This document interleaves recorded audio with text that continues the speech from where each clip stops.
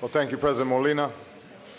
Let me first of all thank our friend, the President of Panama, and the people of Panama, Vice President of Panama, for their incredible hospitality and the outstanding arrangements for this summit. It is good to see all of you again. The last time we met was in Costa Rica, and I thought, had a very productive discussion. Rather than just talk, I think our goal was to make sure that we had concrete actions that we could take that would improve our economies, the opportunities for our people, security in the region. This is very important to the United States, not just because of proximity, not just because our neighbors who are represented here are very close by, but because we have incredible bonds as people. There are Americans who make enormous contributions to our society every single day who come from Nicaragua and El Salvador and Belize and all the countries that are represented here today.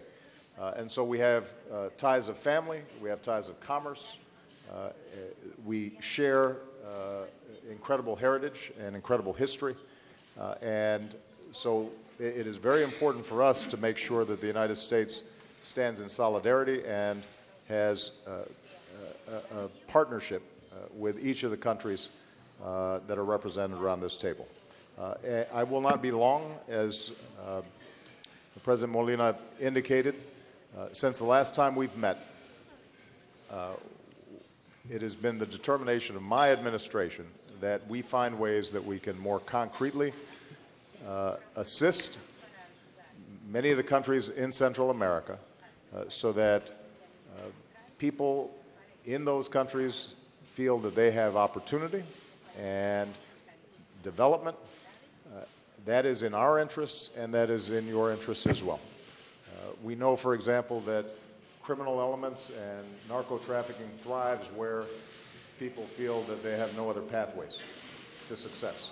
If we can make sure that they feel that their efforts are rewarded in their own countries, then we're going to be much more successful with the security arrangements and coordination that we are involved in. We know that the issue of migration does not just affect the United States, it also affects the countries in the region themselves. And the more that people, where they live, feel that they can find opportunity and raise families and be successful, the less disruptions there are and the less tensions there are at our borders.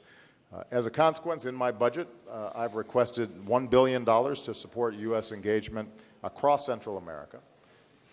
Some of these dollars would be designed to strengthen regional cooperation on security, but some of it, as President Varela and I spoke about during our earlier bilateral, is really focused on human development, education, providing young people pathways to success, focusing on what's happening at the community level.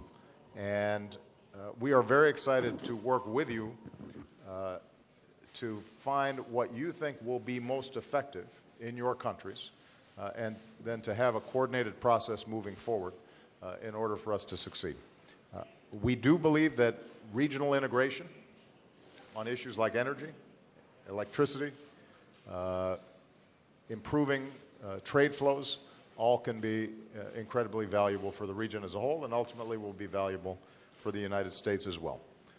We continue to believe that part of that regional agenda should focus on governance issues and transparency, and we're in a city right now and a country that I think has done an excellent job on many of those fronts, and as a consequence, the high growth rates in Panama, I think, should serve as a useful model for